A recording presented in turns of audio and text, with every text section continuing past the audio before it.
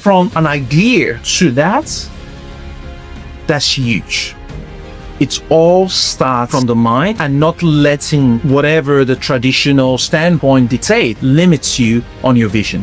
Robert Johnson, the founder of BET, launched BET with virtually no startup capital of his own. At the time, cable television was an emerging industry. How did Robert Johnson utilize leverage to do this? He strategically positioned the identified market gap. He was able to showcase the vision of what's possible to others, to acquire the capital through via loan, also a partner that was able to invest into it without him using any single money of his own. That's the story of Robert Johnson. In 2001, he sold BET for $3 billion. That's 3 with a B. $3 billion, which made him one of the first African American billionaire at that time. From an idea to that's huge.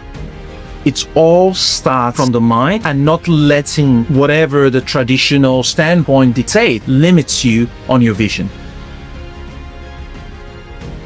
Robert was the driver. He was the visionary. He had the game plan of this particular business. Think about the Malone as your JVs. We talked about this over here, the joint ventures. They are the ones that gave him additional capital. He took out some loan, but he needed a little bit more, and that's where the Malone came in. But they didn't really do the day-to-day run of the business. What they basically did, they gave him the capital he needed to do it, and while he did practically almost everything, the day-to-day work, before they were able to start employing people to run the rest of the business.